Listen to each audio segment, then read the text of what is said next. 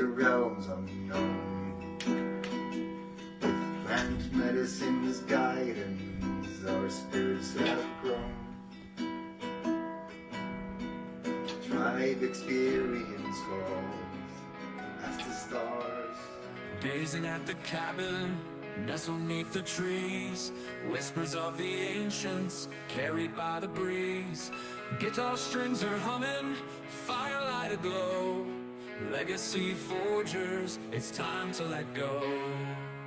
For tonight we dive deep into realms unknown. With plant medicine's guidance, our spirits have grown.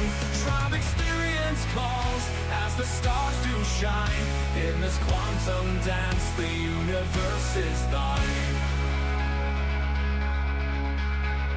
Dragons we have battled, demons we've defied. Through the darkest valleys and mountains we've climbed. Now we stand united, warriors of the heart. For love is our armor, and this is just the start.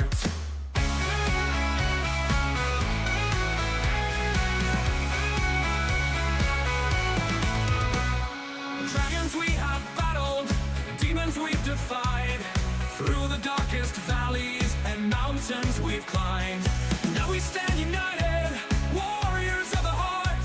For love is our armor, and this is just the start. Mystical moments as the fire crackles here. Laughter and some tears as we conquer our fear. Epic is the journey of the soul's wild ride. With the legacy forge, we take it all in stride. For tonight we ascend to dimensions so vast. Embracing the future, honoring the past. Tribe experience beckons as the flames dance high. In this cosmic embrace, we touch the sky.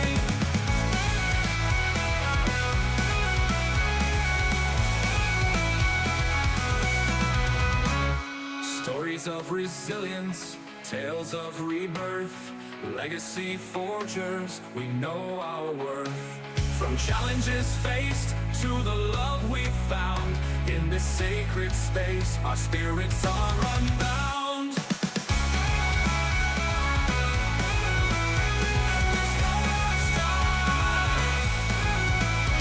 So here by the cabin, as night turns to day, we'll remember this moment, come one day. For in the heart of nature, with the fire's warm embrace, we found our true calling in this mystical space. By the end of it, you'll be resonating with yourself.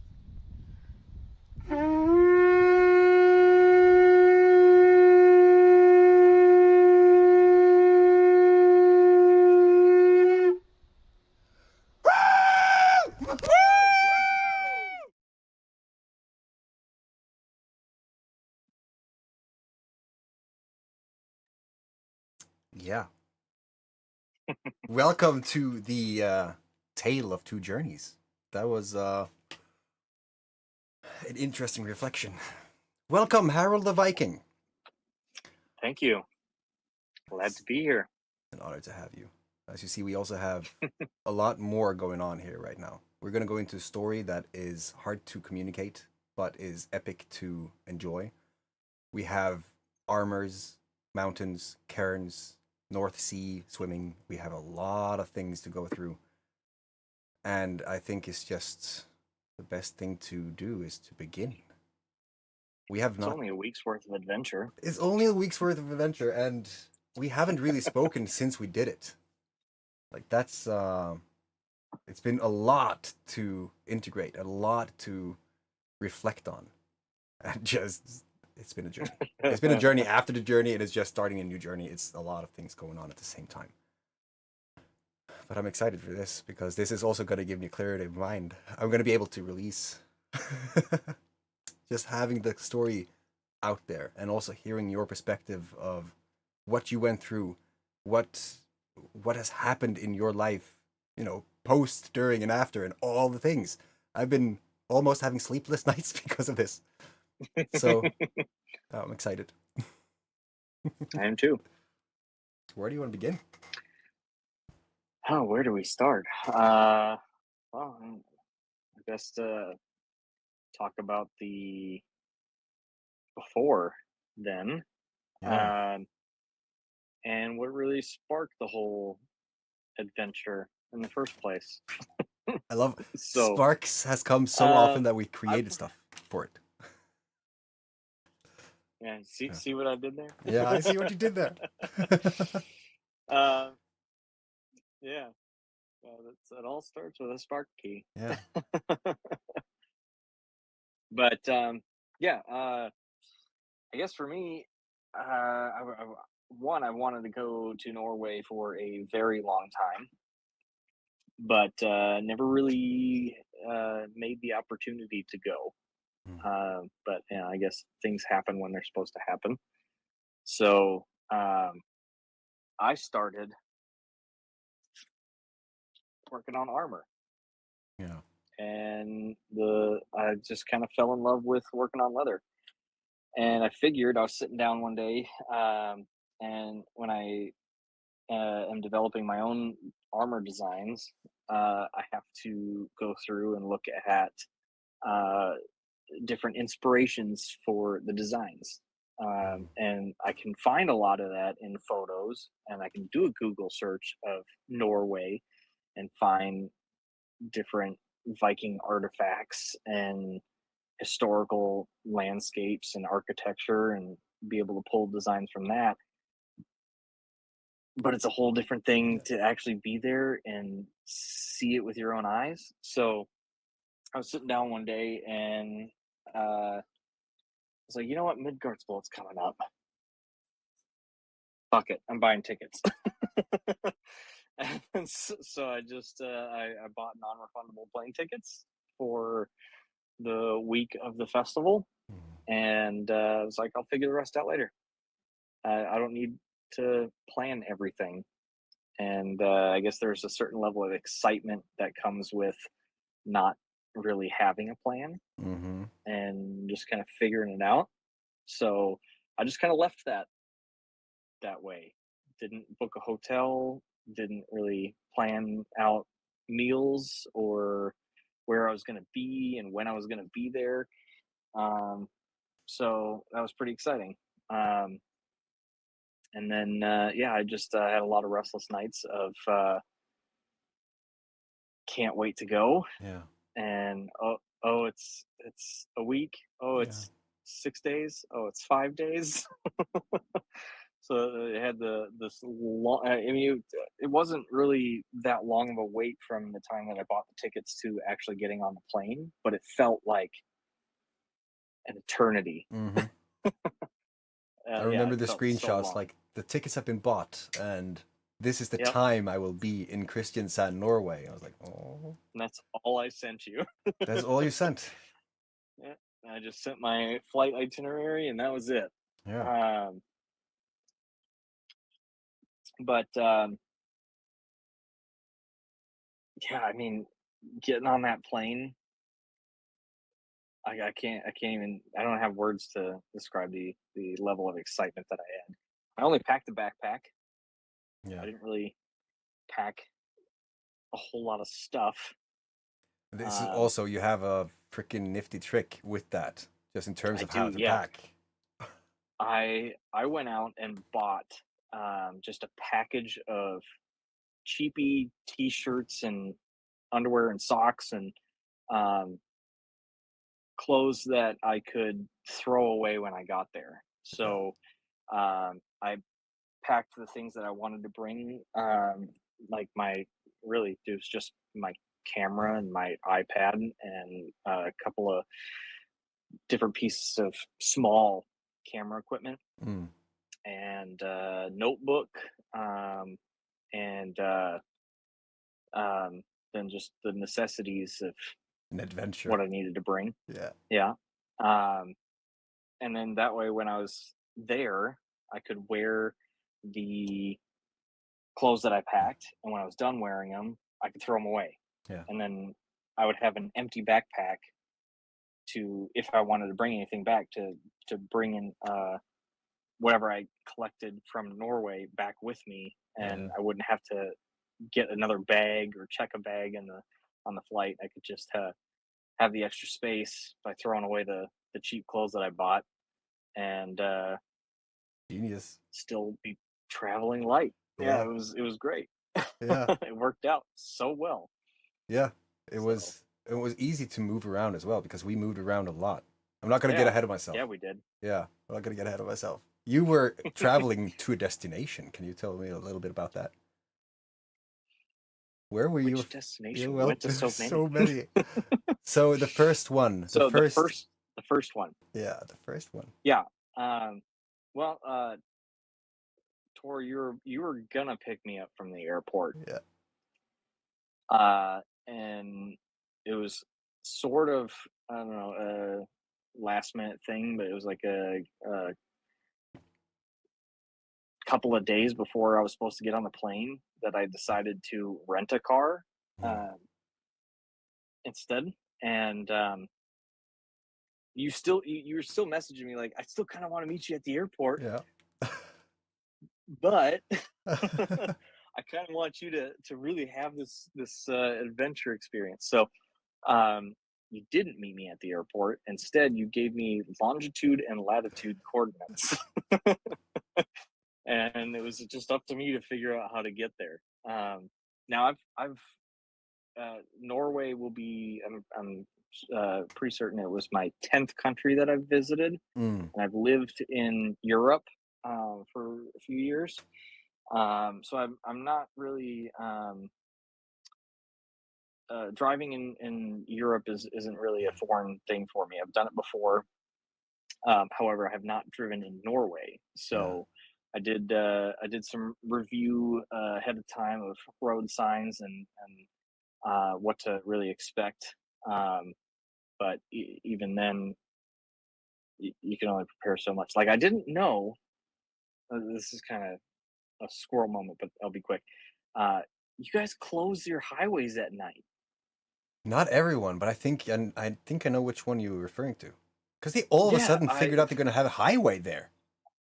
yeah. So we'll circle back Yeah. to that, but there's things like that that I didn't really expect to look for. But it wasn't night when I got there, so I didn't experience that right away. But um, the yeah, the trip there. So I had longitude and latitude coordinates. Got the rental car. Yeah.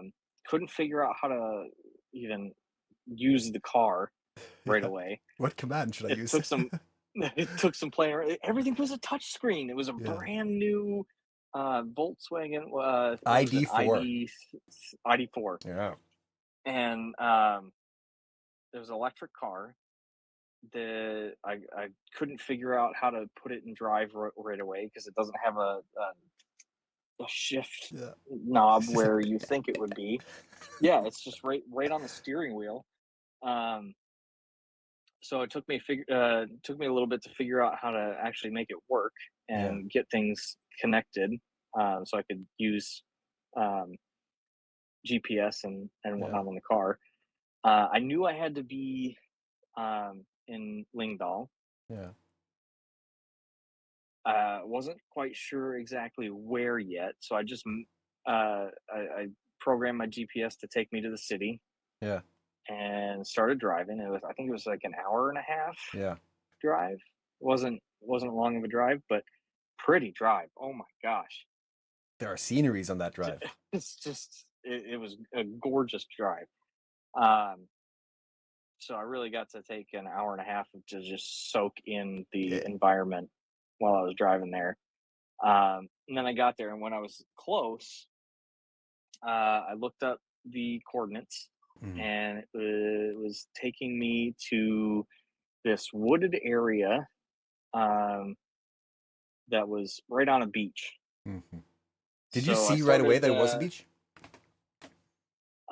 I could see that it was a beach on the GPS Mm. map, but I didn't exactly know where to meet you at in those woods.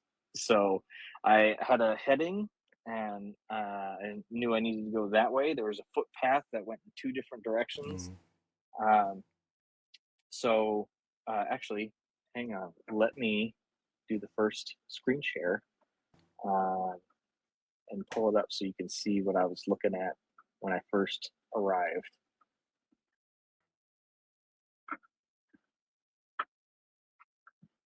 Where's my mouse? There it is. Share screen.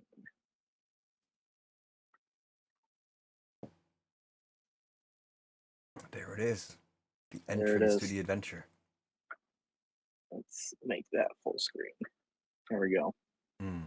So, I mean, that's what I saw when I first arrived, and I was like, okay, I gotta go. I don't know if you can see my mouse very well, but Yeah. it was this path in here, and there's a path that went this way, and a path that went this way, to the left and to the right, and I just kind of wandered in, took the left path, started heading down into this wooded area here, and then I heard some shouting. Imagine finding you here. Yep. Yeah. Yeah, and there you were walking through the woods, and I met you deep in here Mm. by that beach. So that was pretty neat. That was surreal, to be honest. Stop that screen share, but yeah. So that was really my first part of the adventure, was kind of figuring out where to go and where you were. Yeah. But Could have we made met that in the woods. Yeah. Could have been a cairn on top of a mountain. But we're gonna get there. But met you there with a spark key. Yeah. I'm so looking forward to see that just in the way that it now proved to be possible. Because imagine you could come in and you can hear sounds inside of the forest. There's a drum and there's a fire and it's during the night, and you can see these torches leading up to some place, and you're just like, welcome! Sit down by the fire. Beckons you forth. Yeah. It's so simple. It is so simple. So I look forward to seeing how that's going to develop. That was an amazing experience, and I have that on camera. I'm gonna Wonderful. I'm gonna create a video that has everything, that just takes us through the actual experience, because there are so many first moments in that. So Oh yeah, there was. oh yeah, there was. So we went out to the beach. We talked a little bit, shared perspectives on Minnesota versus Norway, and how the air and the taste and everything, how you took those in. And for me, it added so much perspective to to my reality. Mm-hmm. It was amazing. But we pretty quickly figured out we were going to do something. Do you remember where we went next? After eating? I do. I think I have. Yeah. Oh, after eating. Actually, let me share one more photo. Yeah. This is exciting because I'm going to see photos that I haven't seen yet, right? Yes. Yes. Yes, you will. There we go. That's where I met you. Just gorgeous. On the end of some beach somewhere. Can't in the really middle. describe that first. Yeah. You can't really describe that first encounter. No. But so the first thing that we went to after we ate, which by the way,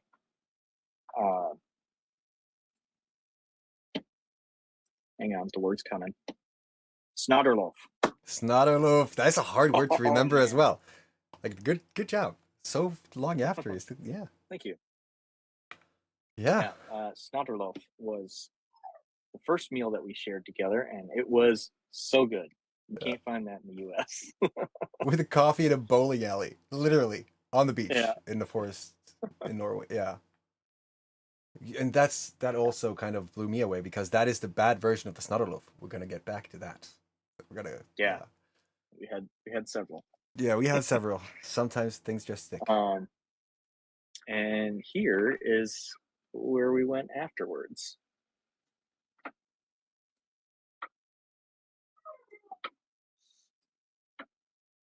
Look at him just sitting there at a diving board somewhere. Is that the actual lightning you got there on camera?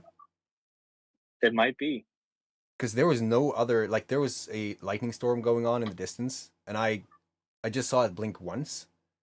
But I think you actually captured the freaking thing then. Good job. Thank you. You caught Tor during a lightning storm. And there we are. There we are with the little town in the background on top of a dive. See, that image is kind of misleading. We're sitting there on top of a diving tower, which we also. Yeah, I think. That was an amazing conversation. Just sitting there and sharing those. No, that's too far. That's the backyard right there. That's your backyard. Yeah, I mean that's probably the best view that I got. I didn't really get the diving tower yet, but yeah, we were up on the top diving board, just sitting there at night, and then yeah. For reference, the diving tower is just outside to the left. So this right sauna, over here. It's a beautiful place. It's a beautiful place. I actually have a few photos of you as well in that. Yeah. Like I have a few photos of you just enjoying the view, sitting inside of there, just like just soaking it in. Soaking it in. Yeah. So after we ate, we went to the sauna, sat on the diving board, took a swim in the North Sea. First night there, and I got to swim in the North Sea. During night? It was during night. It was icy. Yes. As it should felt be. So good. Yeah. Of course, like the Snarderloof, this was not the first this was not the last time we bathed and swam in the North Sea, because no, there's a theme that seems to be emerging in terms of this adventure. We had no idea where we're going either. We were literally sitting on the diving board talking about what we should do. That was the openness of this adventure. It was very much like, where are we called? And I loved that. It was amazing. Then I took you to my home, and you didn't see shit because it was so dark. And it's a different kind of darkness there. Yeah, that also got me interested. Really cool. Yeah, because I can't really understand like or perceive your type of darkness, if that makes sense. So here, where I'm from, I'm about 30 minutes away from Minneapolis, in Minnesota. And if you're in Minneapolis, forget seeing the night sky. Yeah. It doesn't exist there. It's too bright. They got way too many city lights for you to be able to see any stars or anything. But even 30 minutes away, that level of light pollution, even in our city, there's just, you can see some stars, but not very many. And there's just too many street lights and building lights and whatnot to really be able to see the beauty of the night. And then just being in Norway, there's so little light pollution that you can see crystal clear every single star in the sky. Yeah, and it was really starry when we were here as well. Yeah, it's the way the night sky should be. Yeah. Yeah. You bump into things in the dark though, but get used to it. Yeah, that can be very easily done. But by this point, I was fired up. I was sitting in the office until 4 a.m. that day, and we were getting up at 7 a.m. to head over to a very special place that we have figured out we were going to visit as soon as freaking possible. Midgardsblot. That is the place that changed everything for me. So for me, that was a pilgrimage. It was a returning to the origin spot where the dent was made in the universe. It was very, very interesting. So let's pick up on us arriving to a certain roundabout with the first artifacts of this realm, in terms of how you experienced that entry. I don't know if you have a picture of it. I was not able to capture. I do have somewhere. Yeah. But that was really cool. We were driving up through Tonsberg and nearing the Midgard's Viking Center, and there's this roundabout with these giant sculptures of Viking heads, Kings, one might say. kings. Mhm. Yeah, and it's just that first, oh, we're here Yeah. kind of feeling. So your hair stands up on your arms, and It's the equivalent of a horn blowing. It's like, it's so, yeah, oh, there it is. Yeah. it's like, oh, welcome, you have arrived. Yeah. And then driving into the field, seeing the Midgard center. That I remember was a very interesting moment for me because, just the runestone and Hmm. everything that you are introduced to as you enter this magical realm. It's almost overwhelming. And there's so much context to that energy that we're going to get into a little bit. I'm There's so gonna much share more than it screen seems. again. Yeah.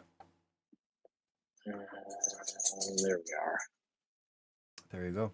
Midgard Viking Center. That was an That's inspiration, to be honest. That started a lot of things in my noggin. yeah. And here's the rune stone Yeah. you were talking about. Yeah. It's, Beautiful. it's just incredible. And I couldn't help myself. If anybody's watching that has seen the Norseman TV show, Yeah. you'll recognize these Yeah. in the museum. It was just I lost to that beautiful. guy. I lost to that guy. There was a time where I was, Did you? yeah, I'm in season 0. I'm part of the dead. Yeah, we were lying just on a field Part not of the long. dead. Yeah, we got slaughtered. But it's a good show. People should see Norseman because it's so rounded. It was a great show. Yeah. From there, we went down and we saw the Viking mounds. You could hear the music in the distance, and something was happening in the forest, and it was like a lot to explore. There was a lot of things to take So in. I have seen pictures of this online. Mm. I'll share my screen again.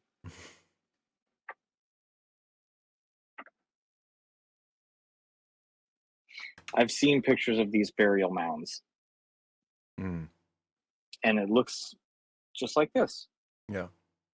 However, they are so much larger in person Those are big than trees. I ever thought they were. Yeah. Those are big trees. Those are huge. You can kind of see the goats up on this Mm. mound. It is a big mound, and to think that Vikings are buried there and they buried their dead with hand tools. Hmm. They did that with a shovel. Yeah. It's a sign of like It, deep respect and everything that you see them yeah. leaving behind. Legacy. Not only did my hair stand up, but it sent shivers down my spine Yeah, and there's a just to theory that, be there and see that. exactly, but just being there in the energy, because there's a different energy there. Like just being in that area, I've been testing this left, right, and center. Like regardless of Midgardsplut being a thing or hundreds of people on the area, if you're one person just standing there, and however many times you've already seen those mounds, you get fueled with this sensation. It's physical. It's like, all right, I think there's more to it in magical terms, but who knows? Like it's noticeable. But Yeah, very noticeable. yeah, we went around there and we talked. Like I took you on the tour, around the tours, if those are tours, Tourism. the tourism. So going through the area, talking about these different contexts. We did a lot of things in that short amount of time, but we went down there without tickets, went around, took in the area, sat out by the fire, which is a very special fire, and when we got down there, it actually burned. And then came back later and was almost dead, but more on that later. When we got in, and we were kind of denied the whole blood ceremony. What do you think about that? Because there has been a lot of interesting thoughts just around the ceremony and the things that were shared by Yeah. people who were there. I was. I'm not gonna lie. I was really looking forward to that Yeah. part of it. Um, to be able to see um, that, I guess, act of preservation of the old ways Mm. would have been really, really cool to see and be there for. Mm. However, it wasn't really that much of a downer because of all the other things that we were able to see and do and participate in. We could hear it. Yeah. We could hear that opening ceremony taking place, which was still cool in of itself. Um, but it just gives me something to look forward to next year. Yeah. And without getting too far ahead of myself, I've already seen Midgard's Blue post tickets for next year, the early bird ticket uh, for the festival. However, I'm not going to buy it yet because I'm waiting for them to release their 3-year pass, You're going full and on. I love that. that's Yeah. the one I'm going to purchase. Yeah. So now that I kind of know what to expect, like we didn't really know what we were gonna do or where we were gonna go and when we were gonna be there. So I didn't buy tickets to any of this stuff when I went because I wasn't sure what day I was gonna go or how many days I was gonna be there. But we just happened to go on the first Yeah. day, which was really cool. Um, so when we bought the tickets there, I didn't realize that there were two different tickets. So I'm Yeah. sure we could have bought tickets to go to that opening ceremony, but we just ended up buying the tickets for the day pass to be Yeah. able to go and be there during their normal opening hours, I guess, Yeah. um, which is fine. So we got to wander around um, the mounds for what was it, like 30-45 minutes or so. Mm. Um, and then after the opening ceremony was finished, we went back and got to wander around and see some cool stuff. And I went crazy I think it was in a good way. warranted. Yeah, in a good way. It was a Yeah, good. yeah. It's I bought literally behind I you. bought Yeah. these clothes. Yeah. Yeah, literally behind me. I had the armor on this guy for a while, and it just looked so naked. And I've figured that if I'm going to be at the festival, one, it'd be cool to look the part. So I bought the Yeah. clothes and wore the clothes, and then now it's going to become a piece of my first armor set. Yeah. So Hell yeah. I look so. There's so much to uncover on that as well. Just the whole armor. Because just before mhm. this stream, we actually went through somewhat of a workshop, to be honest, to go really deep into the armor creation. So I look forward to that as well. And also, when we come back to Midgardsport or our own events, how the whole attire is going to be very fitting to the events that are taking place. I look forward to that. Yeah, I think next time I might not pack so light and Mm. may actually bring some armor with me. Hmm. Or ship them ahead of time. Well, I could do that too. Yeah. Jails. We can have a whole freaking like a Norse northern armory of Drenger division. You know, it's gonna be amazing. But we shared some conversation by the fire, and that's where, because now we're getting into the magical parts, and that's where I am very excited to hear how you saw the magical parts, and compared to how I saw them, and then see how, like, where is the essence? What is the perspectives? This is where the two journeys comes into the tale, and this is where I'm really excited because we met a Well, guy. before we jump into the conversations around the fire, Yeah, let's talk about how we started the fire. yeah, Um, that's where the guy that was came in. That's like I, yes. So we met Singe. yeah, Cool dude, real cool dude. We kind of uh, met up with him in several different points throughout that night. But the first one, we were there just before dark, sitting at a little table next to this fire that hadn't quite started yet. Didn't look like it was burning at all. No. However, Singe went while everybody was at the festival. Singe went and cleaned up that fire really nice, and swept around the remains of that fire. So the fire pit area was very neat, and in the center was just a pile of ash. Mm-hmm.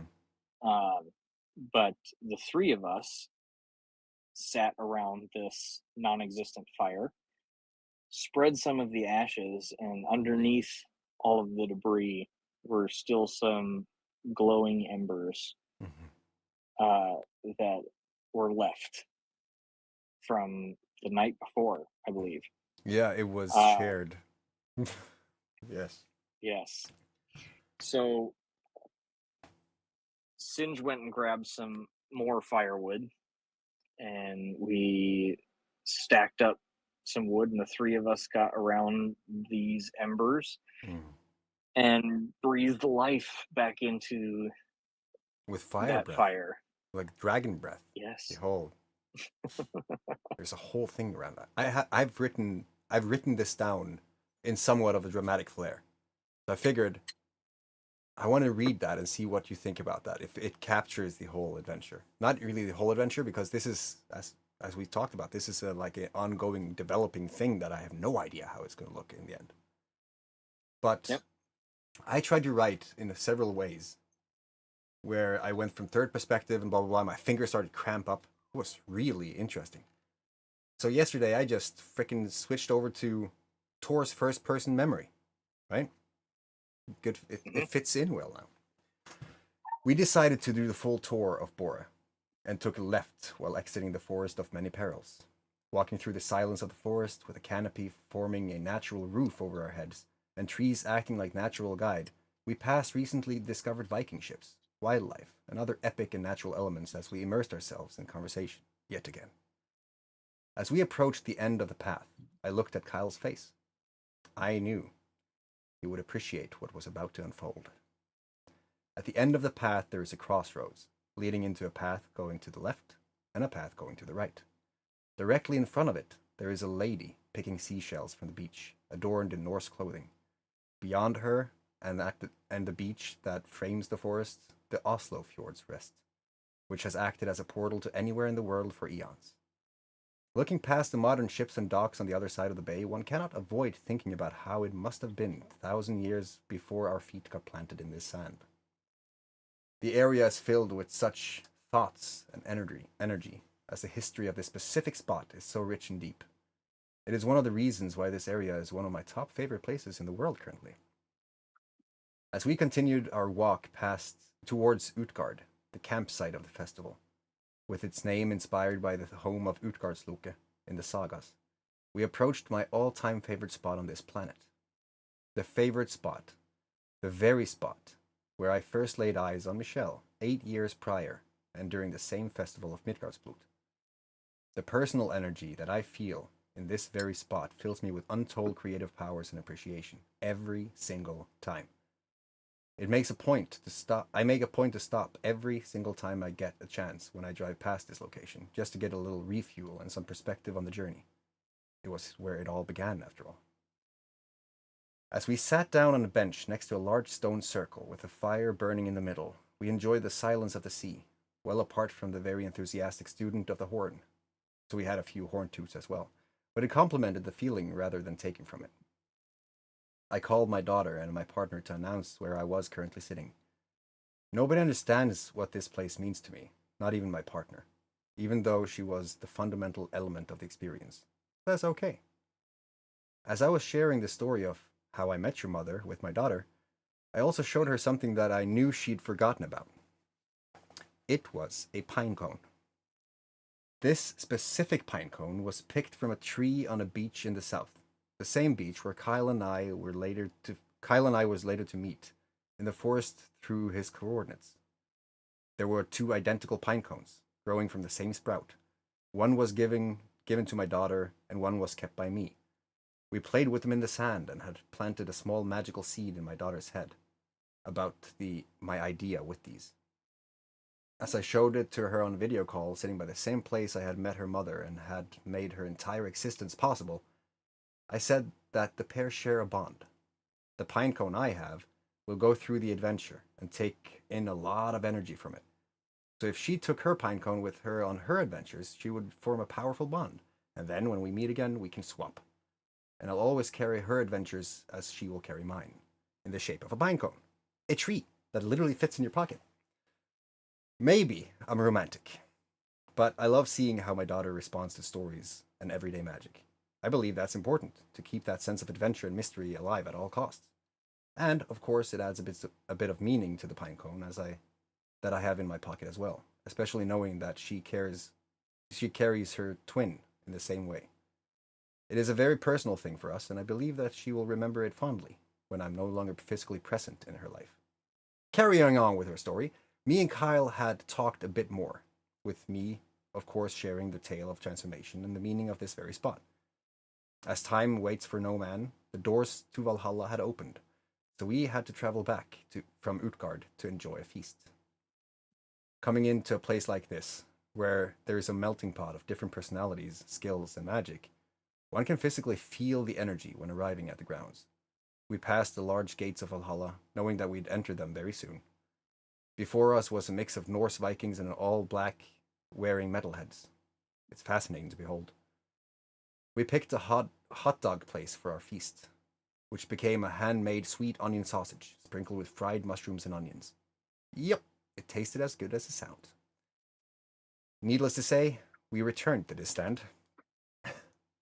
As we continued deeper into the markets, Kyle wanted to dress himself properly for the occasion, and quickly found himself being wrapped in authentic material to emerge as a proper Norseman. While he was being outfitted, I found myself at the stand of horns, which I couldn't pass without a proper blowjob. The last sentence there might have tested a reader or two. I was really enjoying the sound of the horns, trying one after the other, and I lost track of time. A lot of well-spent money later, we turned our heading towards the car to unload unnecessary weight, and was now accompanied by a Viking. Shortly after, we found ourselves at the gates of Valhalla, where I once again looked at my companion, knowing that his world was about to expand. Walking through these gates is not like any old gate. It is built it is built for authenticity and time-honored craftsmanship. It is a portal through time itself. You find yourself on this wooden path that leads to a beautiful mound in the distance, surrounded by beautiful carved wooden statues that observe the area.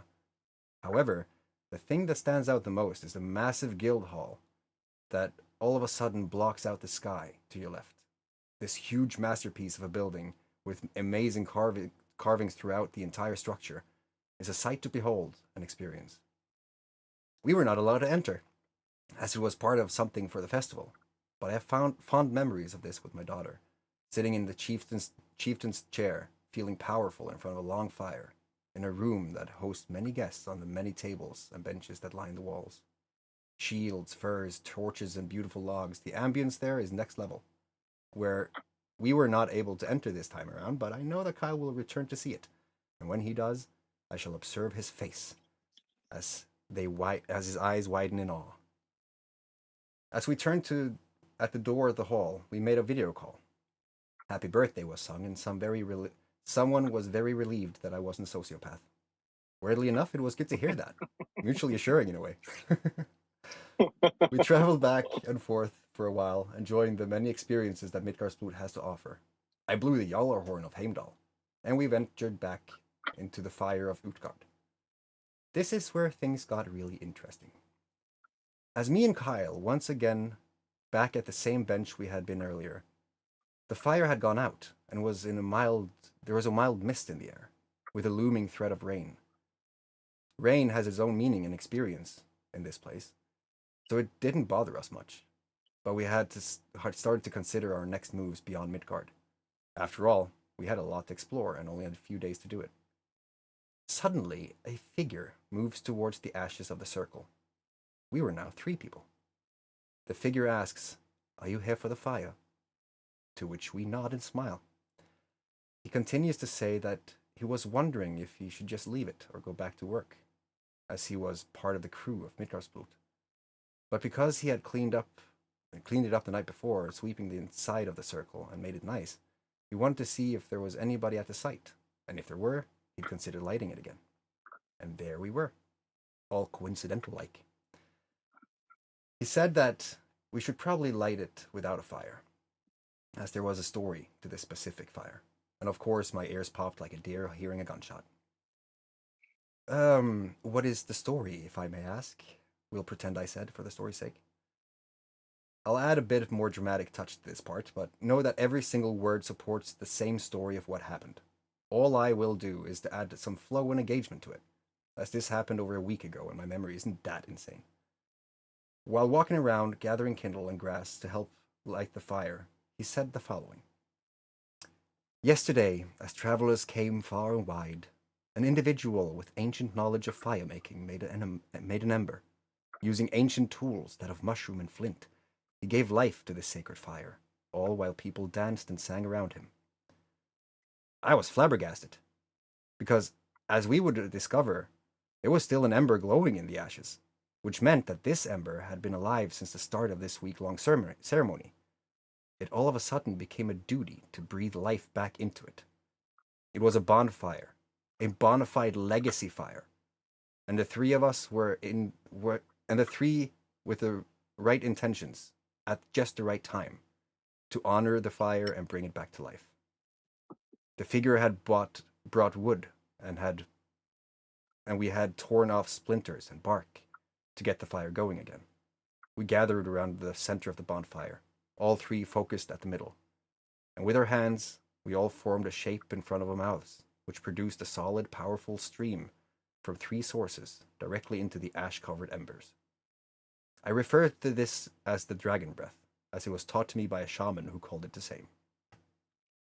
Not long after, the fire that had burnt with the same energy and intentions for over 24 hours was back in full glory, and it started to attract people.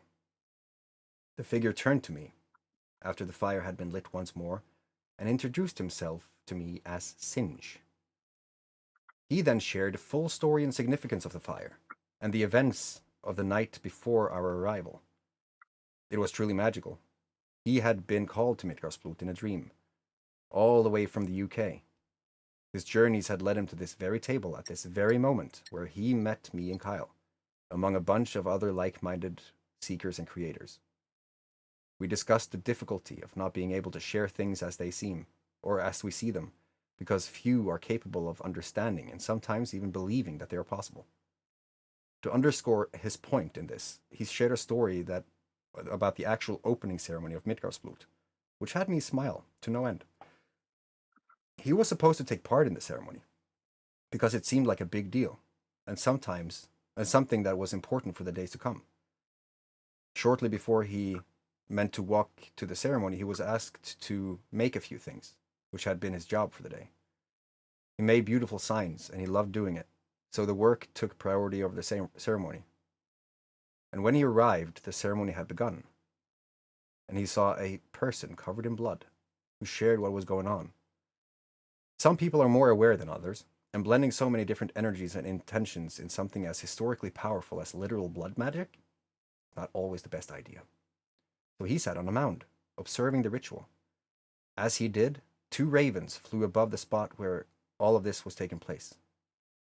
So some might not think of it, but given this context, the timing, everything that was going on beneath the hovering pair of birds, Singe took notice. When he shared this with the person sitting next to him, the response didn't quite align with what one would think in such a place and during such an experience, so he decided to not share it with everyone. Instead, he was called to attach 2 raven heads in silver around his neck to remind him of this event. My respect went up like 15 notches. Another person with a sense of magic in his life. As we settled in and enjoyed the conversation, people started to gather, which naturally happens around a fire. There were about 7 to 8 people at our table, and we were introducing ourselves. The guy next to me was called Tor, so we had a little laugh about it. Singe told the story of his friend back in the UK who was also named Tor. And to add to this, he's a tour guide. He takes people to these mounds, which in the northern parts of the UK is called Tor. So, tours, basically. I had a laugh, and tourism came to mind, as that was what I was currently doing with Kyle. I introduced myself to the rest of the people around my side of the bench, and also to the person opposite. There were 2 more tours. So here we were, just having heard the story of tours, and there are 3 tours sitting next to each other on a bench. I found that too much to consider, to be honest, as far as signs and all that goes, but that's quite an interesting occurrence. I still haven't found a statistical probability of such a thing, but it became a good memory. Stories were shared about my significance with the pine cone, the location, a little bit about the journey, and after all, here I was at the same location where 8 years earlier my entire universe had changed. It was way more than a festival. Our conversations led us to the end of the pier, to speak in complete silence. Back to the mainland, we saw hundreds of people had gathered at the fire that we had blown life to just hours before. It was truly magical. Kyle was soon called to the waters, to do what many refers to as a skinny dip among a group of strangers, which is quite a normal occurrence in these situations. As time went by, and me and Singe went into the depth of understanding the journey, I heard a voice calling me from the North Sea. Tor, it's time for the workshop. I had to spend a little of energy as I changed my train of thought from where I was sitting with Singe and into this very random request from the darkness of the ocean. Kyle was now standing alone, as the other swimmers had climbed back on land. I asked Singe if he cared for a midnight swim in the ocean, but he had to get a little rest before his shift the next day. It wasn't really midnight either. It was like 3 a.m. So I could understand his dilemma. We shared contact information, or I gave him a spark key, and then we parted as newly connected lifelong friends. For some reason, I didn't get naked. Instead, I stripped to my boxers, and then I dove into the ocean. It took me about 16 seconds before I was standing completely still and playing with the magic of this ocean at night. Bioluminescent plankton. It looks like tiny blue specks of stars surrounding our body underwater. This had not yet been noticed by Kyle, it seemed, who immediately started doing the same. People on shore started to shout and ask, "Are you serious?" To which we replied, "Yeah, pretty once-in-a-lifetime moment, this." When I was done weaving underwater magic in the mirror still waters of the ocean, I laid on my back and I started to slowly paddle towards the deeper sea. With my hands stretched above my head and my ears underwater, I drifted there, in the darkness, in the cold, in the nothingness. At least that was one expects in such a scenario. I heard a sound, though. A deep, almost heartbeat-like sound, pulsating from the depths beneath my body. Cue the theme of Jaws, seeing my floating body from down there. The sound didn't match the drums from land. And I was way out there, so I still have no idea what it was. If one believes in such things, it could be tempted to call it the heartbeat of the Midgard serpent, Jormungandr, as a spark of epicness to the story. Regardless, that remains a mystery to me. I floated slowly towards the shore on my back, and then, when I had reached the shallows, I did a backflip, dunking my head and swimming under the water, seeing all these blue stars all over the place. I held my breath for quite a long time. When I finally emerged, I felt an insane energy of freedom and flow, so I howled. What I didn't expect was the sound of people from the shore howling with me. Such is the magic of Midgardsplut, or the gathering of like-minded travelers. We made our way to shore and on land, where I blew the horn to mark an epic night. Shortly after, I was sharing stories with a man who had been reminded of his grandfather, who was a hornblower. The long sound of the horn had grabbed his attention from the bonfire and led him to the source. Again, magical. We decided to end this epic night properly by getting a hotel and having an amazing breakfast, and then have a hot shower and some deep rest until we tackled the next leg of the journey. And so we did. Yeah. Wonderful. Can you relate? Do you feel? Was it reflective of the things? Accurate? exactly as you said is exactly what happened. Nice. Nice. But before we get too crazy, I was sharing some photos while you were talking and didn't Yeah. realize that the stream doesn't appear to show our stuff. Looks like it's stuck on the background. I don't know if you want to take a quick look at the YouTube Oh stream. yeah, no, I saw that. So I have changed between two stages. One of them we are having right now, where you share, it's just gonna pop up, and the other one was where the live stream was going Oh, beside it. okay. So I just left it on the. Right now, it's left on us talking. But it was beautiful. Perfect. I saw that. It was like, oh, nice. We Yeah. have a slicer going with the story. That's nice, nice, nice touch. We Yeah, have a I lot of I documentation. figured I'd kind of share a visual Yeah, representation as you were sharing the story. But yeah. yes, So here's my question then, because as we both know, this was a very short version of a also very short portion of the journey, and it could go on for so long, right? That's why I stopped. Like I have 13 Mhm. pages of this, just trying to go day by day and trying to see, can I go back and kind of make a narrative out of this? And it became more and more clear that we have to actually create something and put it into a format where we use the videos, the photos and the stories, and really make maybe even music, sound effects. Yes. Yes. Yes. This is just a start. Yeah, that was quite a magical first night. Mm. But something that stood out, that you're howling in the ocean Mm. and the response from shore. Yeah. It wasn't the only time that we did that either. No. No, we did that quite a lot. We howled when we had to howl. It was Yeah. liberating. Um, yeah, we did it in the ocean. We did it by the fire. Yeah. But there was a very organic um, kind of communication between everyone, Yeah. and it seemed that everybody was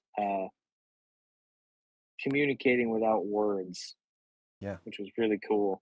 Yeah. You don't really need to say a whole lot.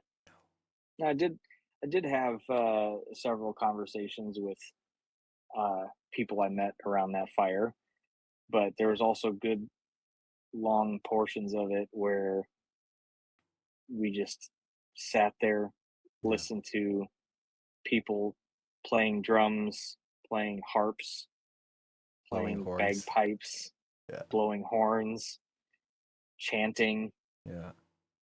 beating your chests. Yeah. So it Going was wild. going wild, yeah. Yeah. Um, but it was crazy. Like if one person blew a horn, then several more would follow. Mm. Or if one person howled, then many more would also join in the howl. Mm. It just you don't really find that anywhere. No, right? Um, and I'll use this as an example. If you go to a Renaissance festival in the United States, Yeah. I've I've been to a few in Minnesota. Well, really one festival, but I've gone um, several times. But I've been to our Minnesota Renaissance Festival, and I have also been to many Renaissance festivals in Germany, Mm. and there's just no comparison to a European um, Renaissance style festival or a Viking festival and an American one. Mm. The ones in the United States are um, less history based, more fantasy based. You'll Yeah. see people dressed up as elves and dwarves and cosplay characters. Here they just come And naked with Ash. yeah, you'll see people like there's a area in our Minnesota um, festival that has people dressed up like mermaids. Yeah. And it's not the same kind of feel. There's no bonfire like that, like we shared at the Viking Festival. Nor do they really do any late night camping, Hmm. anything. There's like a What? closing time. Yeah, the What? festival closes at a certain time, right before they close. They have a king and queen that does this like procession through the festival, and then that's kind of their way of saying, "Everybody get out, we're done." Wow. Um, yeah, and then it's over, Are we and gonna then talk? everybody goes home. We're gonna talk more about that because yeah. Wow. Yeah, but here or at Midgard's Blow, but when the festival's over, it's not over. No, There, it's just when it you just go for the fire. migrates. Yeah. Yeah, it just migrates from one place to another. And Yeah. we were out there till what, after 5 in the morning. Yeah, we didn't arrive at the. We actually arrived so late slash early to the hotel that when I paid for the room, I didn't pay for that night. I paid for the next night. So it was like Yeah, we it got was, the breakfast as a supper before we went to bed, but it was already so late slash early, like at 6 a.m. ish. That's when we got into the yeah, hotel, and then we ate breakfast at 6:30. Then we slept yeah, until it like was what 2? crazy Yeah. early. Yeah. um, yeah, that's just you don't find that at a festival in the United States, nor do you find people gathered like that. I don't And think it's a festival. it's not a festival, really. No, I think that it's the energy because we have done that like in this very place around the fire on a digital fucking thing, just through the Hmm. calls like this. We've howled, but it's not the same, right? Just blowing the horn as well. I blew the horn. It was filling me with energy, but the people who's listening to it, they can hear my microphone just right because it was too loud. Yeah, it cuts you out. Yeah. So in doing that on a mountain with people or a bonfire, having 30 of them blowing in the same direction over the ocean, Hmm.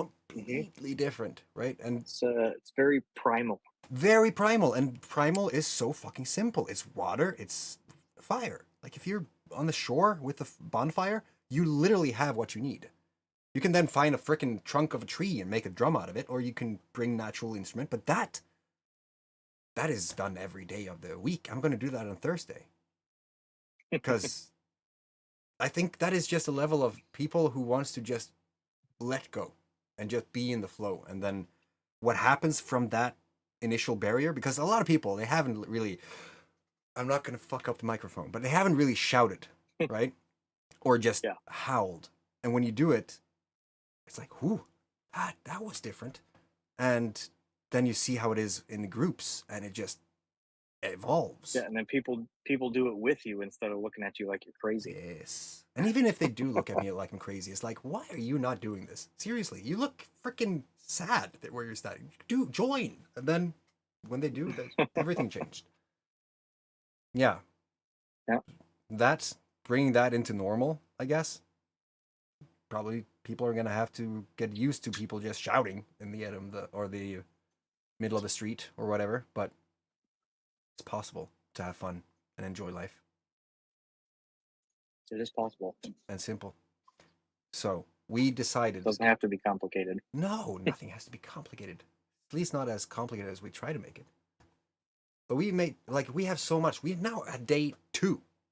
How long have we been? What is the time right now for those who's counting? It's like 1 hour into the story, and we are at day 2. And we're So this is where I was thinking, how do we statistically or logistically do this in the best way? Because after this is where things took on. As I said, I think that it was also because of the how. What we did, the energy that was filling us, the epicness that was just in everything we did. We were supposed to drive back home 4.5 hours just to get some clothing and then drive right back to Midgårdsblot the same day. yeah, because we weren't planning on on what happened. At all. Oh At all. no.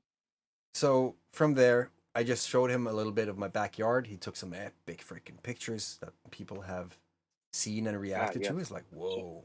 Shall I share again? Yeah, share that because it's the first time ever where All right.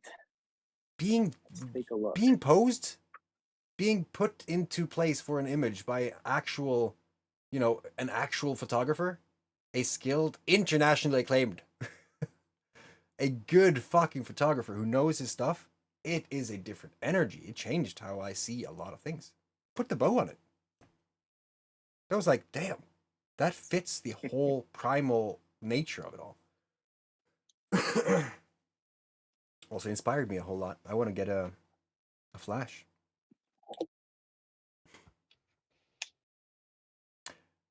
And yesterday I broke my microphone, by the way. My camera I think is... I broke mine. My earpods are dying. Oh, nice. That was a live event happening without me even realizing. Cool. Well, I heard you now.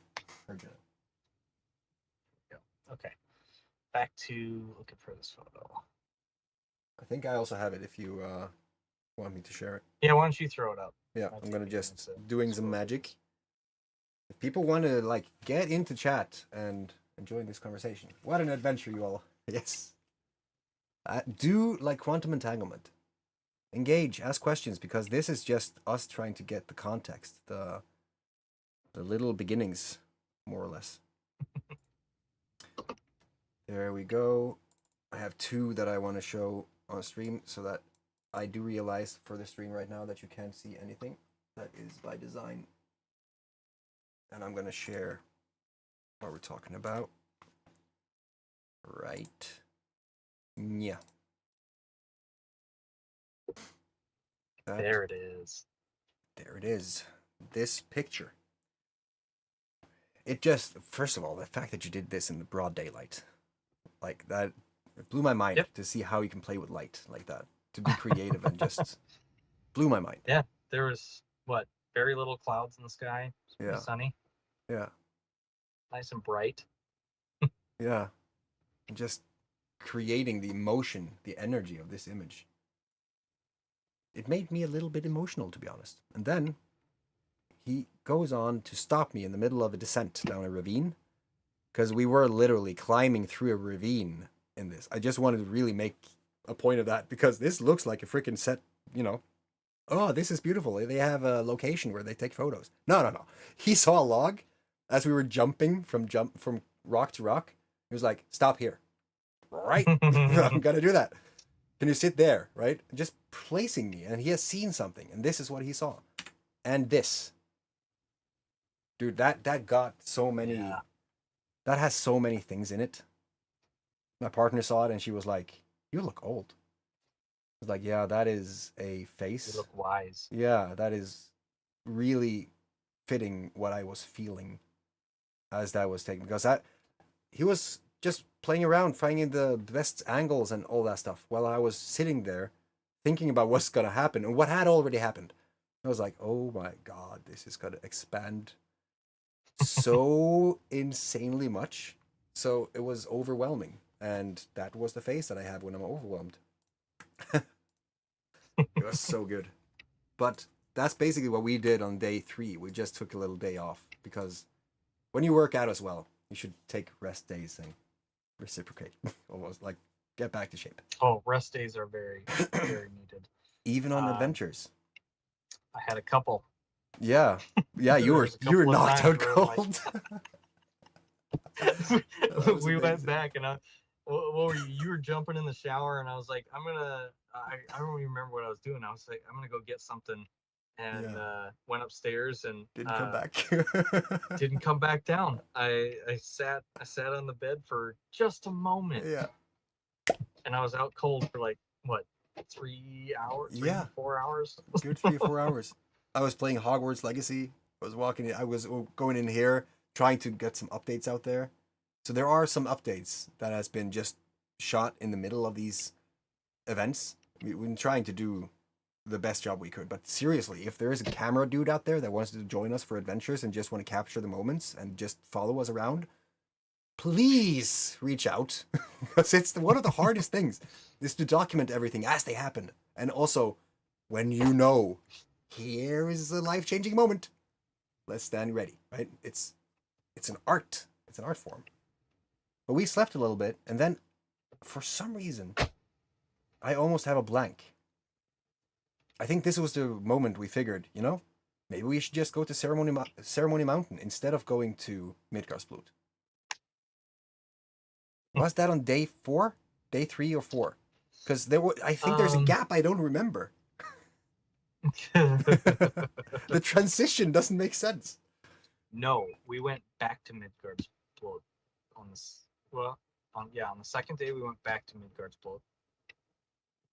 We didn't go. We didn't. Yes. From the hotel, we went back to the Midgard's Bloat. Correct. Yes. We went back to Midgard's Bloat. We stayed there for a while. It rained. We went back, and I think we stayed at your place. Yes. Yes. And from there, we might have gone to Ceremony Mountain. Because I took you around.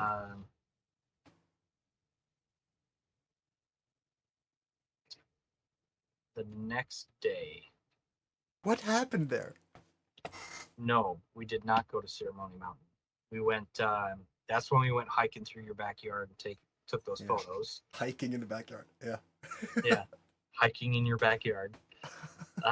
We wandered around a while, took some pictures back there, and then I believe that's when we met up with Michelle. Yes. And we had lunch.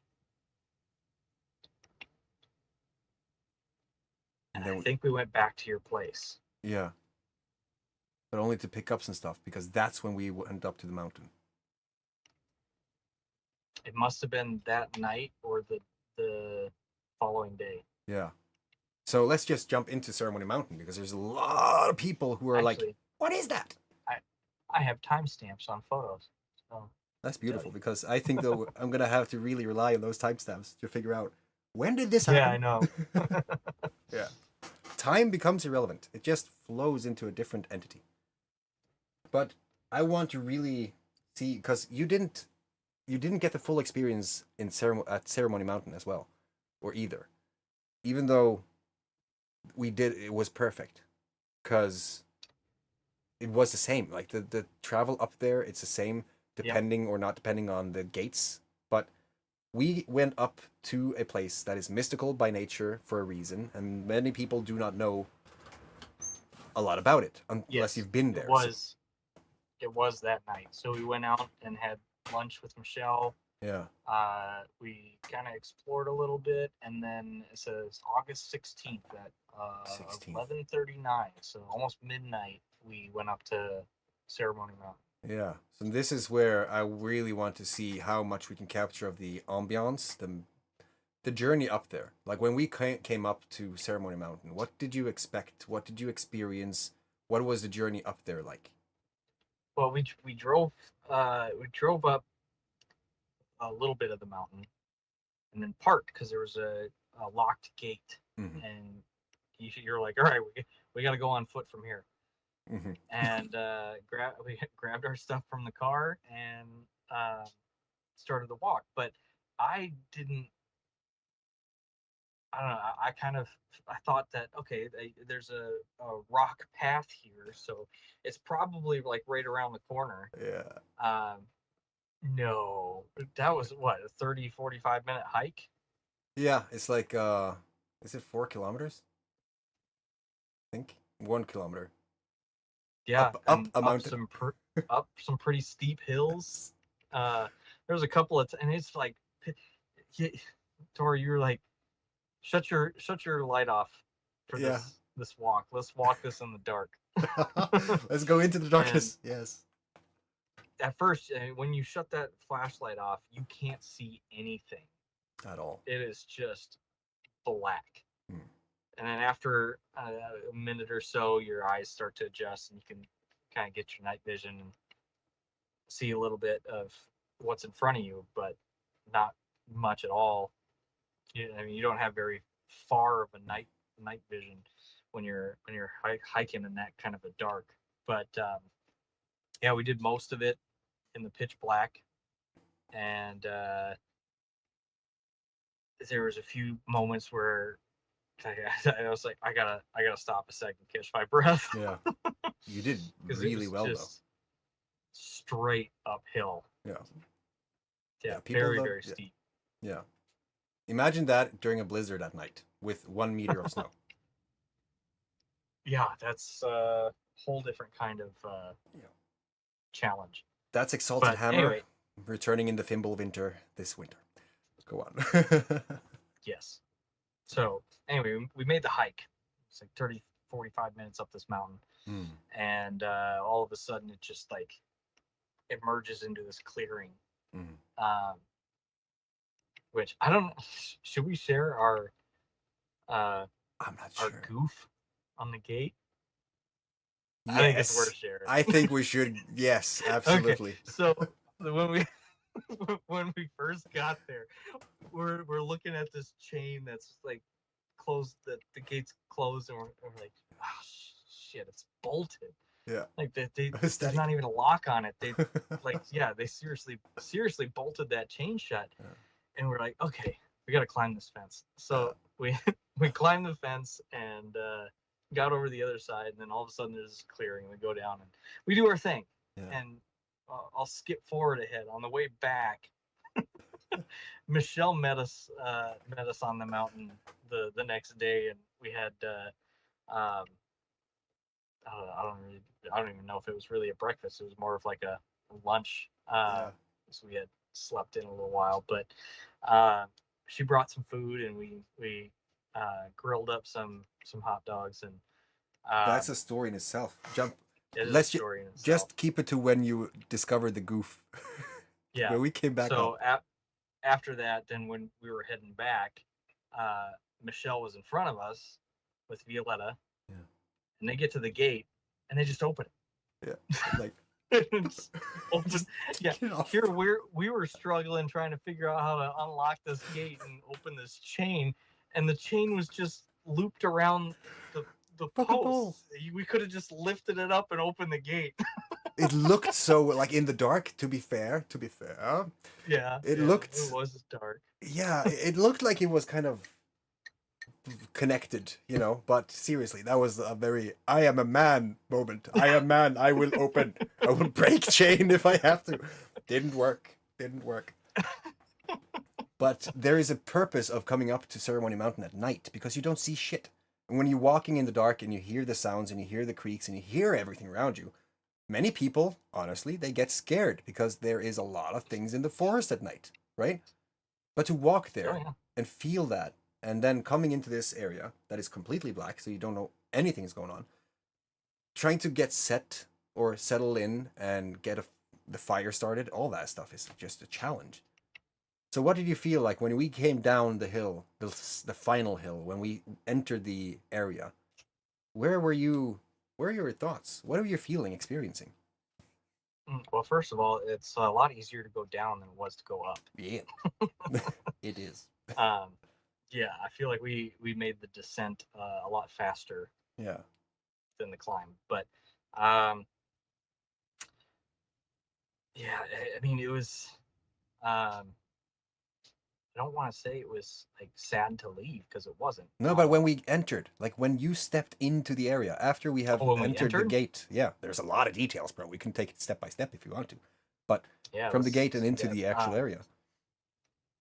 Into the actual area was quite a mystery. We got there, and you're like, "Sit here, I'll be back." I will venture into the dark. You disappeared into the darkness, and I was just kind of sitting there. Yeah. I'm not gonna lie though. You mentioned this, talking about going up, but there is a lot of unknowns of what's in the forest. But I'm not gonna lie. Part of me was like, if there's a bear, I'm ready for this. Nice. Yeah, I am so ready to go toe to toe with a bear. Yeah. But anyway, so there wasn't really any fear associated with being there in the darkness and then having you disappear into the unknown mountain forest. Trying to wake the wolf. But yeah, I was sitting at this little table. There was two buildings almost side by side with each other, and then a little off way there was this like mound that kind of encircled a fire area. But you disappeared into the first little hut and reemerged. trying to wake the wolf, and while it wasn't fully awake, I could see it in its slumber. Yeah. Yeah. So I didn't actually capture a photo of that. I don't know if you've got a photo I have many. ready. that I you could have throw up many. and- This is one of those things that if people have just seen anything, it is the wolf is present in the song. It is present in the everything, more or less. But it is also so intimate, so experiential that it's almost a shame to share it before they experience it. You know, Mhm. just talking about the wolf waking up in itself is Then like what? let's leave it a mystery. Yeah, yeah. Because after this, we were like, I wanted to do a more epic introduction to the cabin nestled beneath the trees. Okay. Yeah, and But, you couldn't do yeah. a lot. Anyway, Yeah, we'll leave that as a thing to have other people discover. yeah, But then you disappeared into the darkness again. yeah. This time it was for And, water, right? To show you the plumbing of the No, place. not yet. No. Yeah. First, you're like, uh, it was more or less a hold my beer moment. Yeah. Tends to happen. Yeah, you're like, hang on a second, and disappeared into the darkness again. Because I had asked, I was like, because I didn't know what was inside this first hut, and I was Yeah. like, this is where we're sleeping. Yeah. And you're like, no, Yeah. hold on, Yeah. wait here, and you disappeared again. Oh, with your And, bag. I grabbed your bag and Yeah, I just with went my to the bag. forest. You took my stuff and disappeared into the forest.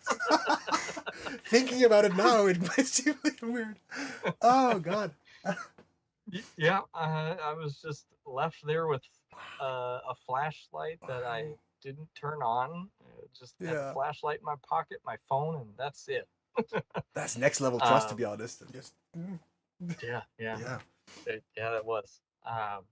But wasn't long after, then all of a sudden I see this light just turn on in the trees in the forest, and Is that was pretty cool because you can't see anything.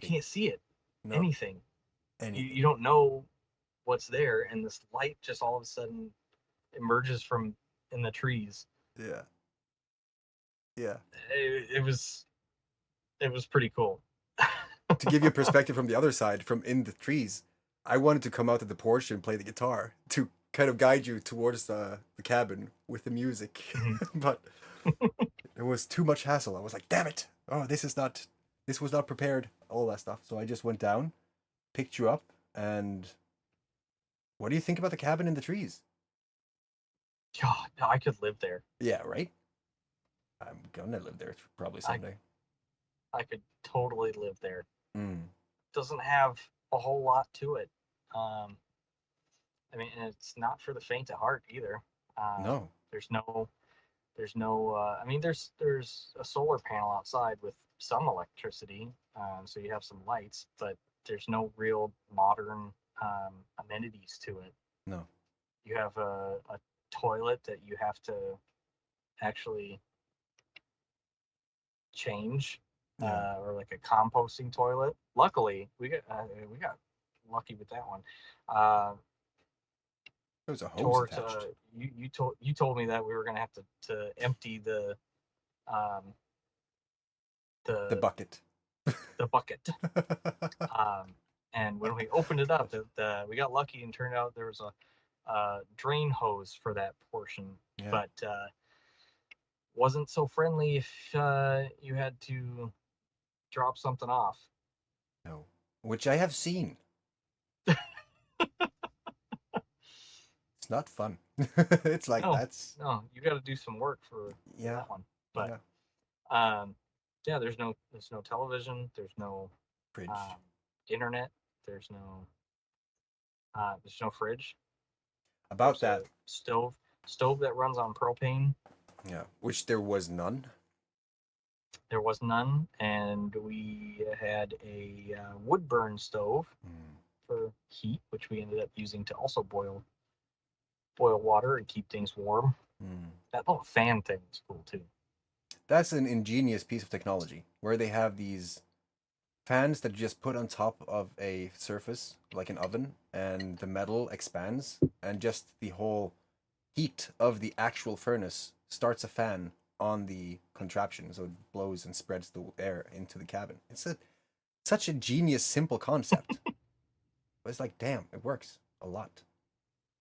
But so we had a fire present at all times. I think that is crucial, to be honest, when it comes to the energy and everything, because there is no Wi-Fi, because there is no internet, because there is no radiation.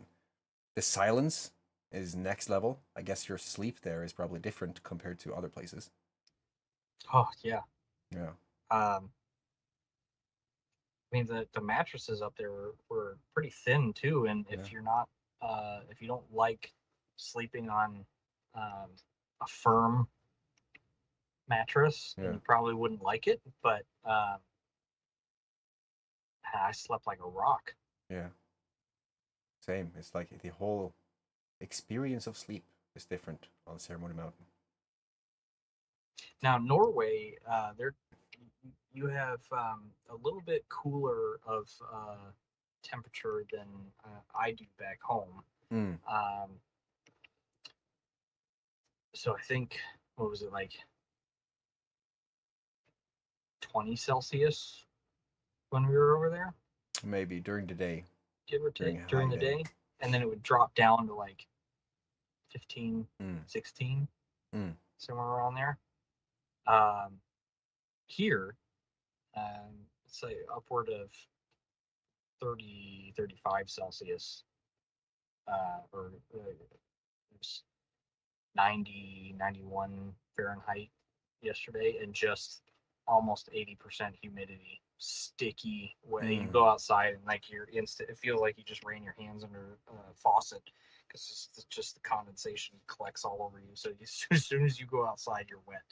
Damn. So it's a lot more humid here, a little bit hotter, but during the day it's comfortable, and at night it gets a little chilly. So we were able to burn that wood in that stove,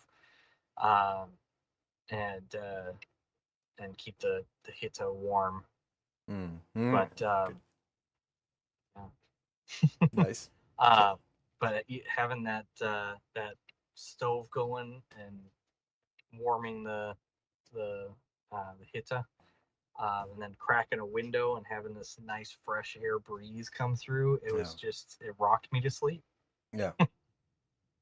I was reflecting so much because I think you went to sleep before me, right? Probably. Yeah, and by this point it was day. So I remember this because this is where things get a little bit mystical, and the conversations and everything that happens on that mountain is sacred, to be honest. So after that experience, I basically walked around. I walked around the porch and I just reflected. But this was actually, there is one thing, because me and you were sitting after the experience. We're just sitting on the porch. I invited you to come out there and just sit with me during the dawn of day. That's where you heard the Legacy song the first time. Why don't we play that one more time? Yeah, I can play the chill version, because I think we played both, and there's a difference between them. So after we've had the whole experience, it wraps a bow around it that is hard to explain. Yeah. So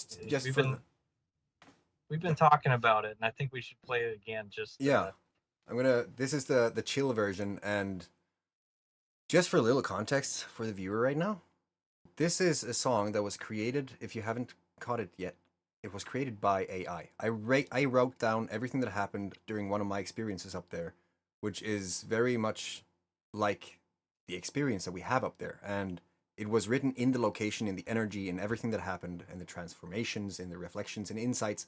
And then I just fed all of that into AI. And I said, could you create a song about this? And it did. I created the lyrics, so I played the guitar the first time around, but this one came after.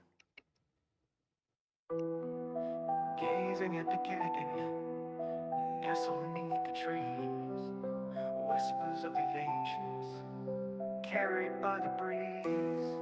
Guitar strings are humming, firelight glow. Legacy forgers, it's time to let go. For tonight we dive deep into realms unknown. We plant medicine's guidance, our spirits have grown. Tribe experience calls as the stars do shine. In this quantum dance, the universe is thine. Dragons we have battled, demons we've defied. Through the darkest valleys and mountains we've climbed. Now we stand united, warriors of the heart. For love is our armor, and this is just the start. Mystical moments as the fire crackles near. Laughter and some tears as we conquer our fear. Epic is the journey of the soul's wild ride. With the legacy forgers, it's time, get all in stride. Tonight we ascend to dimensions so vast, embracing the future, honoring the past. Tribe experience beckons as the flames dance high. In this cosmic embrace, we touch the sky. Stories of resilience, tales of rebirth. Legacy forgers, we know our worth. From challenges faced to the love we found. In this sacred space, our spirits are unbound. So here by the cabin, as night turns to day, we'll remember this moment, come what may. For in the heart of nature, with the fire's warm embrace, we found our true calling in this mystical space.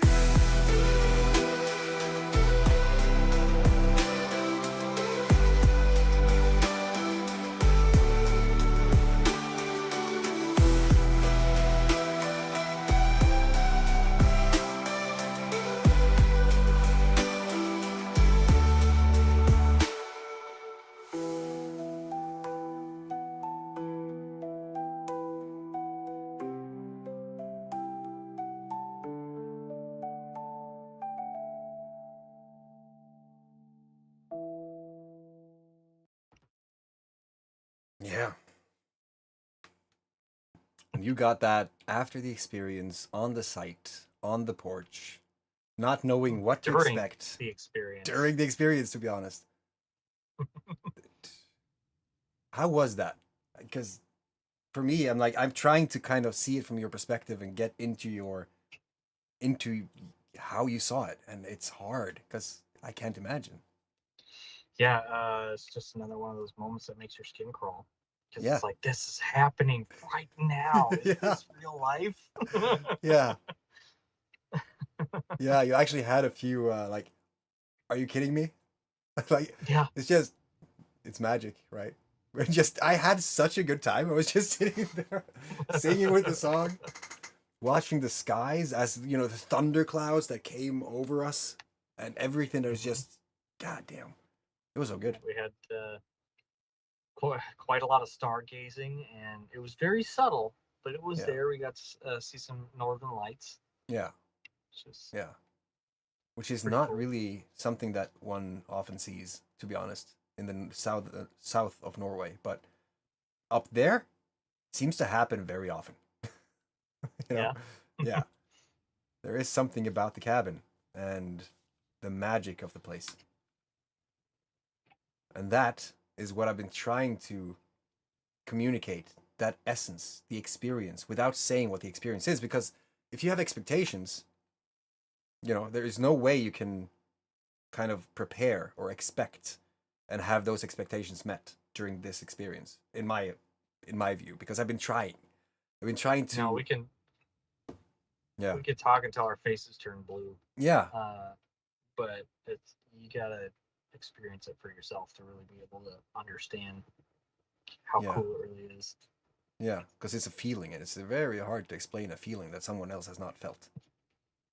So it's like, yeah, that's the thing. You just that's what we do.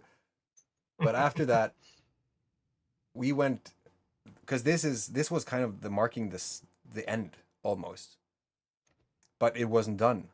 After that, I No. had a beautiful time with my family came in and spent the day, and then we climbed a mountain, and we did something on that mountain. Yes, we did. Something Yeah. very relevant for the people who's watching or who's going to see it in the future, because that thing is going to stand for a while. Ah, here we go. This is a good one. Nice. And it just naturally happened. Like that part of it was not it wasn't part of it. It wasn't like planned. It happened. There it is. The Yep. current on top of the world that we built. Also, not gonna lie, seeing your daughter climb this mountain with Yeah. us. I mean, there's some points where I was struggling and I was Yeah. sweating. But then watching her climb it, I'm like, I don't have an excuse. If this little girl can climb this mountain, Yeah. then I got no excuse. She blows the horn as well. That's that beautiful part Yeah. of it. Yeah. That was a good experience. That right there. Just having that current is going to stand there forever. And now it's a landmark. Like there's going to be a plaque, a QR code. There's going to be a whole thing around that current as a milestone of the adventure. This is just starting. Like this is just us going through what we did and created, which will be developed and just expanded upon as we go ahead into the future. Yeah, I'll share this one too. Yeah. She doesn't like pictures being taken of her, but she's special. She's like That's a good photo. it is. She's the rock next to a standing pile of rocks, but there is magical stories to be had from that part of the adventure. And I look forward to hear that for the first time. It's gonna be next level. If Like, any of the story so far has been good, trust me when I say that this one that is gonna come, yeah, it's too much to be honest. Oh, here, I didn't send these ones to you yet, but I'm gonna. I'll do that today. Noise. That too, to have the pictures coming in after the adventure, just being taken back into it. Yeah. There we are. Just climbing the mountain. Here you are. Yeah. It's a good experience. And that's also what I want to really emphasize on this. Like in terms of what is possible. People being parents and actually having an adventure while being parents and while doing these things. We can create a lot of opportunities because of how the world is today, with the technology, with everything we're able to do. You're literally creating an armor in Minnesota, and you're going to have things happening in Norway because of what you're doing, the magic that you're creating. And these are just, it can be part of life every day. Yep. Yeah. Like this moment here. Yeah. In the moment, taking a moment for the moment. Yeah. 100%. Special.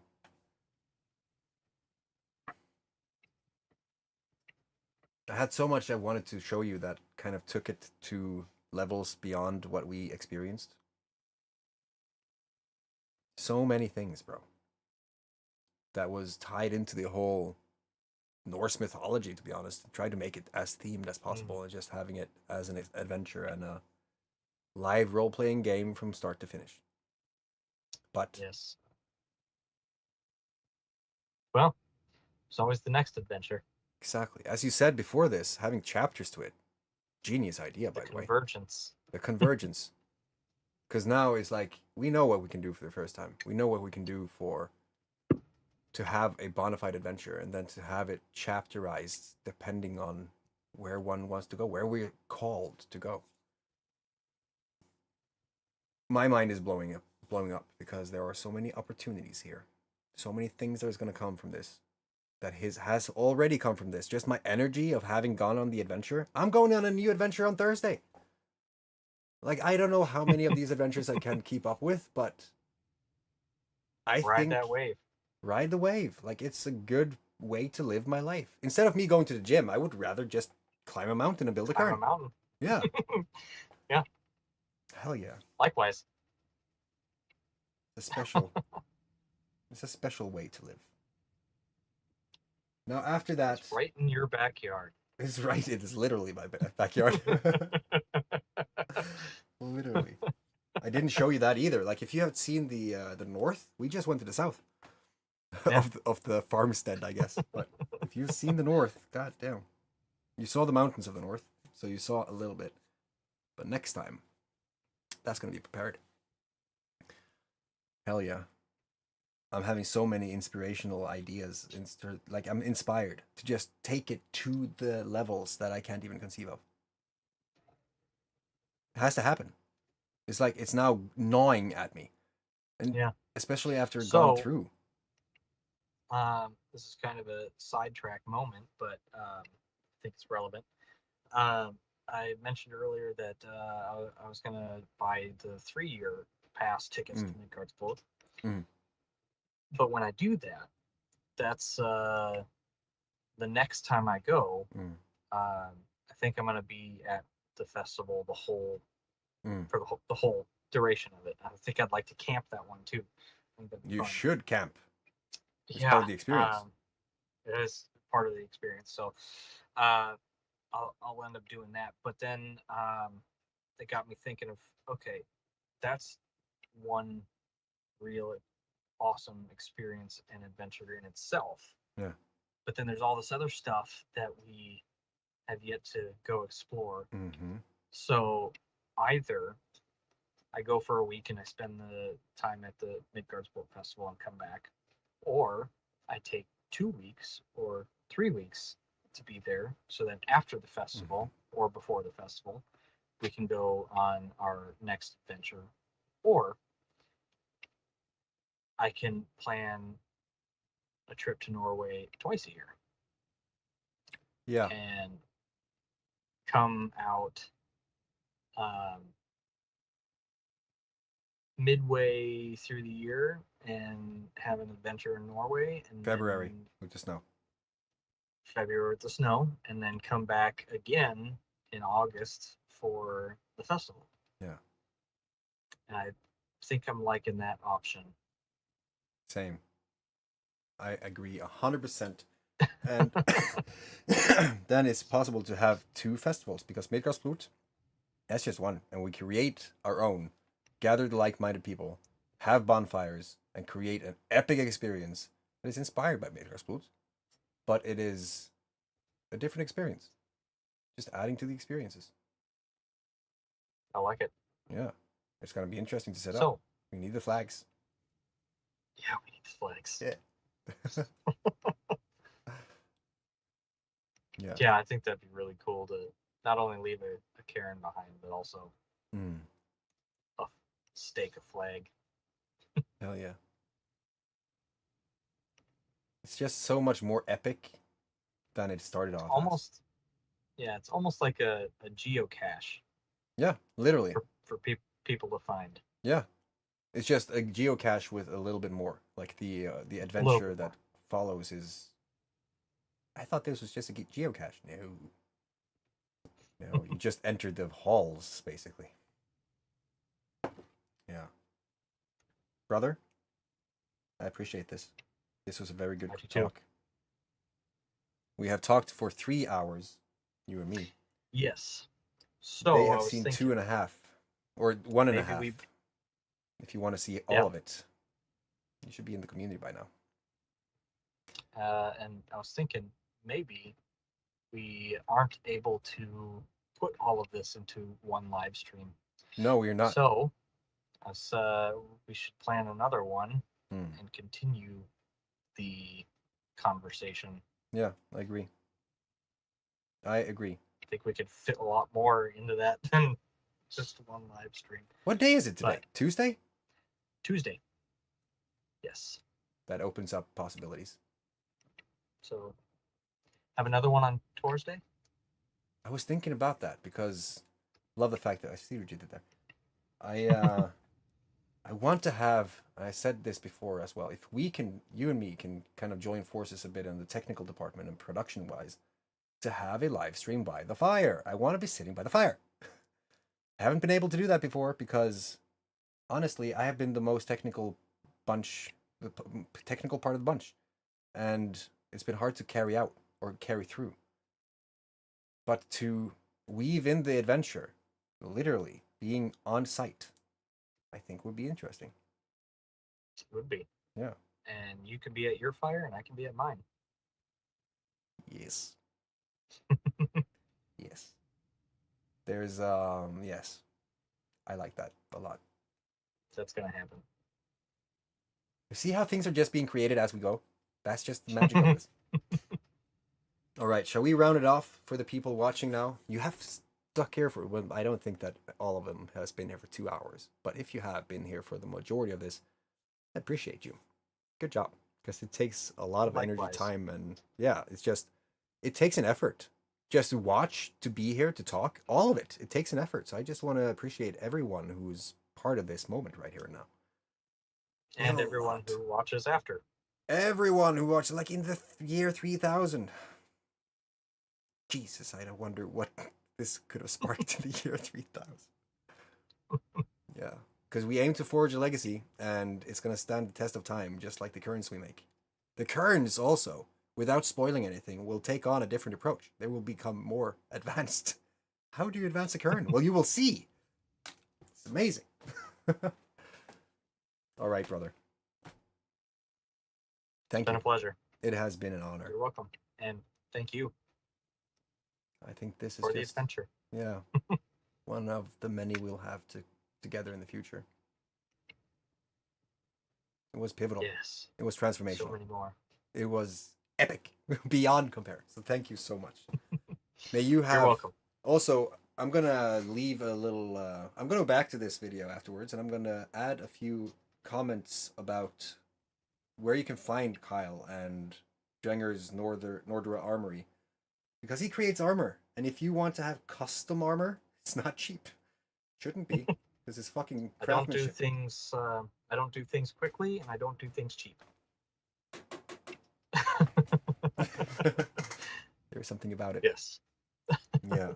No, but I'm gonna add contact information in the description and do all the things that a podcast host normally do, which I have been doing a horrible job at. But I really appreciate this. This was good to get out of my head so that I can also see how I can continue writing the story, because it's a big one. It's like huge. Yeah. It is a big one. Yeah. May you have Again, an epic. 1 week. and 1 it's week. just I an enormous story. Just 2 days are enormous. Well, may your day be as epic as the adventure, and I will talk to you very soon. Very, Yes. very soon. Yeah. I appreciate you, brother. And You're welcome. for everyone else, thank you for being here. Love your face. Until next time. Until next time. Bye. I'm missing a screen here. That's why you're still seeing us sitting here. All right. I'm just going to stop it the old-fashioned way.